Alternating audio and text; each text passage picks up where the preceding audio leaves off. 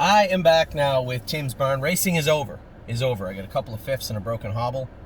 Not a great night. Now there'll be no celebratory drinks afterwards, but that is racing.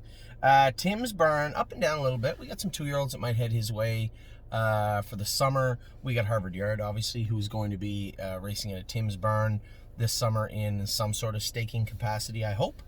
So we'll start with her, Harvard Yard. He said he schooled her off the gate, made a break coming out of the gate. He's going to go again this week. We'll see what happens there. Eglare AM, a lot of questions swirling around Eglare AM. At the end of the day, I think maybe she tied up a little bit, and she hit that left shin. But what's worth noting is a lot of trotters, and her being one of them before this week, if you'd asked me, would have made a break when they got rough in the turns. And it wasn't like we had the hobbles on tight and they were holding her together. That was all her. She wanted to do her work. I kept her in a position, out about a half a length off the rail, so 1.5 wide, and just let her settle in the turn. She was a little rough in every turn, and I could have lost her. She stayed right at it, finished up, passed the horse in front of her, did absolutely everything she could to the best of her ability on Saturday afternoon in the mud.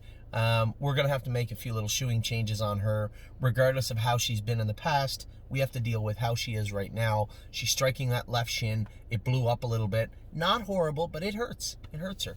So, as I said to Tim, we have to get that under control. His blacksmith, or at least the guy that does some of his shoeing, is the same gentleman that shoes for Jason here in Northfield. And I had texted him later on in the evening just to say, this is what's going on. These are the changes I'd like to make. I talked to Tim about them, and then we'll see how she races. Don't want to race her next week. Got to be very careful with those bruises. Spend that money went through this. What's the other thing? Ailson went through this. It's not something you want to go through. When they start bruising up in that shin, it gets reactive, and the tissue around it gets reactive, and it gets bigger. It's not nice, and it's not something I want to see, especially for a horse that I think is incredibly talented. So, when I look at the 3-year-olds we have, this filly's she's a very good horse, and James thinks she's a world beater. He thinks she's a very, very good horse. I don't know if I think the same level as James, but not that far apart. I think she's a 53, 54 trotter.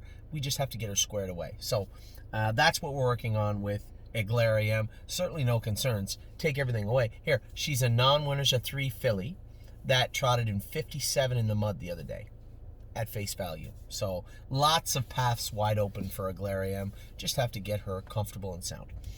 Path of Totality was tremendous the other day. I saw her do something I'd never seen her do before. We put the belly band hobbles on her. She was quiet.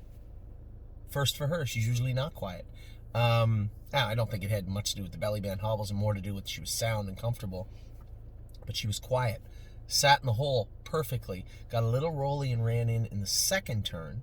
So I said, you know what, I'm going to move her over and just sit her. I was sure I was a winner. I'm just going to sit her outside the leader. She'll drive by him down the lane. We get into the last turn. If you watch the video, she hit her shin. Her outside shin, front shin.